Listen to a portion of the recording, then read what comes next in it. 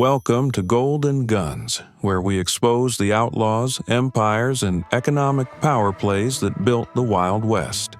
Did the gold miners of the Wild West really strike it rich, or was the real fortune made somewhere else entirely? Today, we're diving into one of the greatest economic events in American history, the Gold Rush. But instead of just telling you who dug the gold, we're going to show you who actually kept it.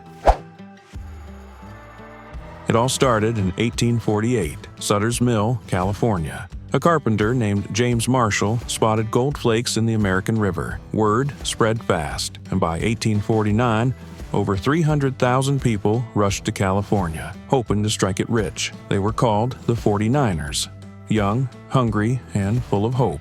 But here's the truth. Most of them found heartbreak, not treasure. For every miner who found gold, thousands walked away broke. The work was brutal, the rivers were crowded, and the gold, already drying up by the time most people arrived. Some miners made a few dollars a day, barely enough to eat. Meanwhile, prices for supplies exploded. Pickaxe, $10. Eggs, $1 each. Boots, $15. That's in 1850s money. Now, imagine the markup with inflation. That's equivalent to paying $450 for a pickaxe and $675 for a pair of boots. Levi Strauss. He sold sturdy denim pants to miners. Today, we just call them jeans. Levi Strauss was a German Jewish immigrant who arrived in San Francisco in 1853 during the California Gold Rush. He didn't come to dig for gold. He came to sell goods to miners through his family business, Levi Strauss and Company. One common complaint among miners was that their pants wore out quickly from hard labor. A tailor named Jacob Davis had an idea: reinforce the stress points of work pants with copper rivets. He needed a business partner to fund a patent, so he reached out to Levi. Together, they patented the first riveted denim work pants in 1873. They used tough cotton denim fabric, dyed with indigo, to create durable trousers that could survive the mines. These would become the world's first blue jeans. Levi Strauss expanded his business quickly, opening factories and building a brand trusted across the American West. He made a fortune, but lived modestly. He donated to Jewish charities, funded scholarships, and supported public education. One of his largest contributions helped grow the University of California at Berkeley. Levi never married, and when he died in 1902, much of his estate went to community causes and his extended family. His legacy wasn't built on gold, it was built on solving a simple problem during a time of chaos and turning that solution into a global brand. Others made money by owning land near gold claims and charging miners to dig.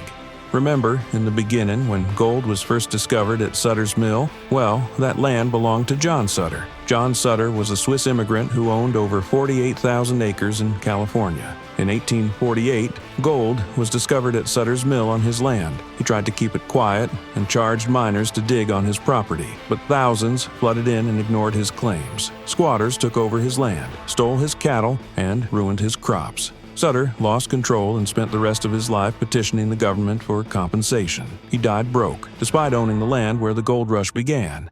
As the rush continued, private claim owners began legally registering mining land. Many of them didn't mine themselves. They charged daily or monthly fees, leased plots to miners, or took a percentage of the gold found. Some hired workers and formed early mining companies. This turned the gold fields from open chaos into organized business. The miners did the digging, but the landowners made the real money. Sam Brannan became California's first millionaire, not by mining, but by selling shovels to miners.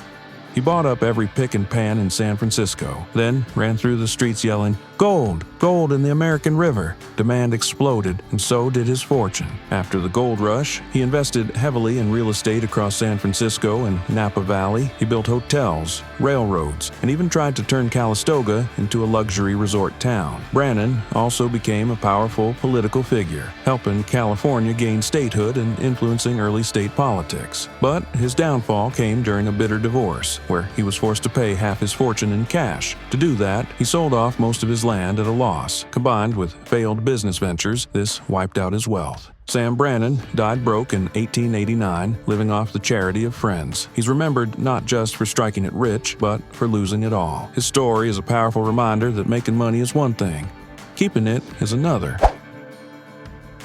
During the gold rush, saloons were central to every boomtown economy. In San Francisco, the El Dorado Saloon became one of the most famous and profitable. It featured velvet curtains, crystal chandeliers, and non-stop gambling. Miners would pay for drinks and games using gold dust, which bartenders weighed behind the bar with small scales. There were no receipts, no records, and plenty of cheating. These saloons operated like informal banks, collecting gold from tired and hopeful miners at the end of each day. Many spent their entire take on liquor, poker, or entertainment. Saloons thrived because they offered escape, and they profited whether a miner struck gold or not. Brothels were some of the most profitable yet dangerous businesses in the gold rush era. In lawless boom towns filled with lonely miners and fast money, demand for companionship was constant.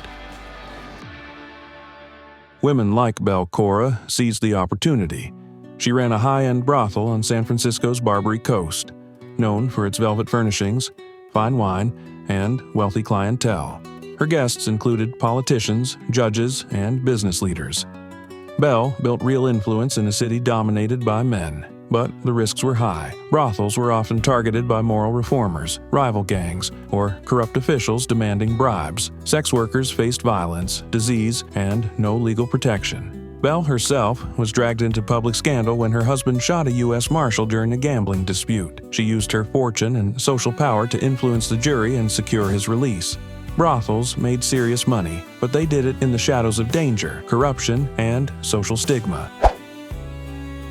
During the gold rush, miners lived in filth and rarely washed their clothes. That opened the door for Chinese immigrants who built laundries from the ground up. They started small, working out of tents or wooden shacks with tubs, lye soap, and boiling water heated over open fires. They washed clothes by hand, often working 16 hours a day. Laundry wasn't glamorous, but it was steady business. Despite their value, Chinese laundry workers faced constant racism, violence, and legal discrimination. City governments imposed special taxes, denied business licenses, and passed laws targeting laundries run in wooden buildings. White competitors sometimes attacked Chinese-owned laundries, burned them down, or organized boycotts. Workers also risked injuries from scalding water, toxic chemicals, and long hours with little rest. One man named Wah Lee overcame those obstacles. By the 1870s, he owned multiple laundries in San Francisco, serving hundreds of clients, including hotels and saloons. He built a profitable business in a hostile environment through hard work, endurance, and resilience. Laundry was low-status work, but it paid consistently, and in the chaos of the gold fields, that meant real financial power. The gold rush didn't just create a few millionaires, it transformed the entire West. Boom towns turned into cities. San Francisco exploded in population, railroads followed, banks formed, and early fortunes funded industries that still exist today. But it also caused price inflation, corruption, and pushed indigenous communities off their land. None of the riches came without cost. So, who actually got rich during the gold rush? The men with the shovels, or the ones selling them? Thank you for watching Gold and Guns, where we explore the real economics of the Old West. Like, subscribe, and let us know in the comments, who do you think played their hand the smartest during the gold rush?